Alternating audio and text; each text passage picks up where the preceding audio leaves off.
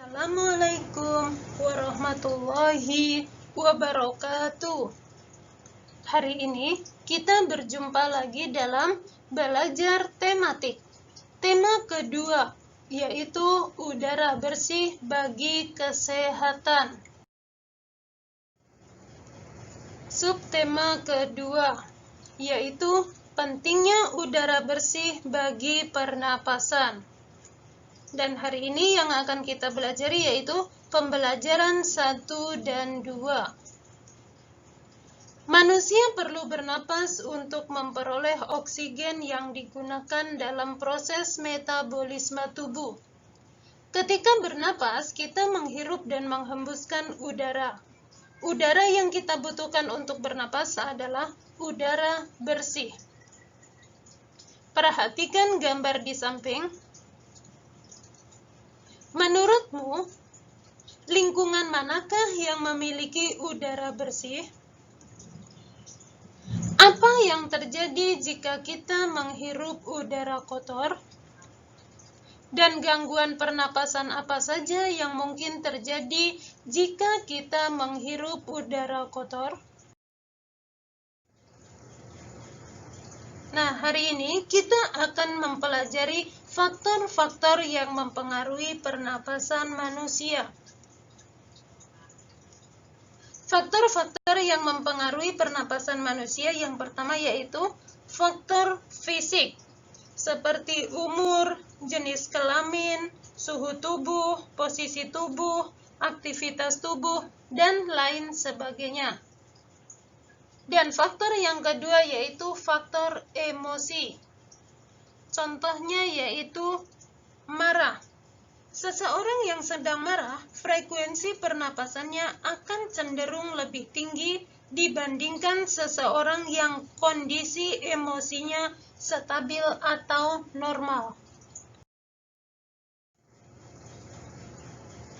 Kemudian kita juga akan belajar macam-macam gangguan pernapasan pada manusia.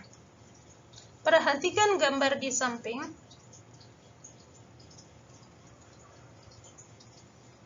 Gambar di samping menunjukkan perbandingan antara paru-paru normal dengan paru-paru penderita asma. Penyakit asma merupakan salah satu gangguan pernapasan. Seseorang yang memiliki penyakit asma akan mengalami kesulitan bernapas ketika merasa kambuh karena terjadi penyempitan saluran pernapasan. Berikut contoh macam-macam gangguan pernapasan pada manusia. Yang pertama yaitu tuberkulosis.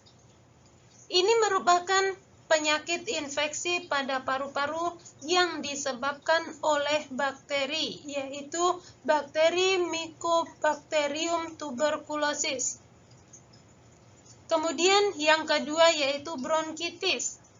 Bronkitis merupakan penyakit peradangan pada lapisan cabang tenggorokan, dan ini biasa disebabkan oleh alergi, bakteri, jamur, virus, dan zat-zat kimia.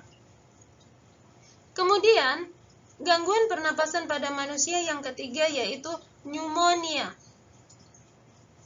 yaitu penyakit peradangan pada paru-paru terutama di bagian alveolus dan biasa disebabkan oleh virus, bakteri, dan jamur. Kemudian yang keempat adalah influenza atau biasa disebut dengan flu. Penyakit ini merupakan penyakit menular melalui cairan yang keluar dari hidung atau mulut penderita flu ketika batuk atau bersin dan biasa disebabkan oleh virus influenza. Kemudian yang kelima yaitu flu burung. Flu burung merupakan penyakit berbahaya dan dapat menular yang disebabkan oleh virus yang menyerang unggas. Selanjutnya, kita akan belajar menjelaskan isi teks berdasarkan kata kunci.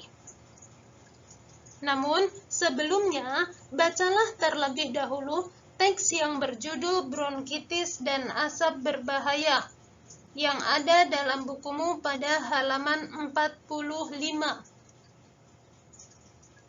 Setelah membaca, maka kamu akan menemukan kata-kata penting yang terdapat dalam teks. Nah, kata penting yang berkaitan dengan informasi teks disebut dengan kata kunci. Kata kunci dalam teks dapat membantumu untuk memahami isi teks secara lebih detail. Kamu juga dapat mengidentifikasi kata kunci sekaligus memahami isi teks menggunakan pertanyaan apa, di mana, kapan, siapa, mengapa, dan bagaimana. Kemudian kita juga akan belajar tentang properti yang digunakan dalam tari. Tari kreasi daerah merupakan inovasi dengan penyesuaian gerak dan properti yang digunakan agar seiring perkembangan zaman dan dapat diterima masyarakat. Properti tari adalah benda-benda yang digunakan untuk mendukung suatu gerak tari. Nah, fungsi properti tari yaitu menambah keindahan tari dan juga menyampaikan pesan serta makna pada suatu tarian. Contoh tari kreasi dan properti yang digunakan. Yang pertama yaitu tari payung berasal dari Sumatera Barat. Properti yang digunakan yaitu payung. Yang kedua yaitu tari golek berasal dari Bali. Properti yang digunakan adalah kipas. Yang ketiga yaitu tari topeng berasal dari Cirebon. Properti yang digunakan adalah topeng. Dan yang keempat, tari jaipong berasal dari Jawa Barat. Properti yang digunakan yaitu selendang. Baik, semoga penjelasan Bu Ana bisa dimengerti. Cukup sekian. Terima kasih dan salam sehat. Wassalamualaikum warahmatullahi wabarakatuh.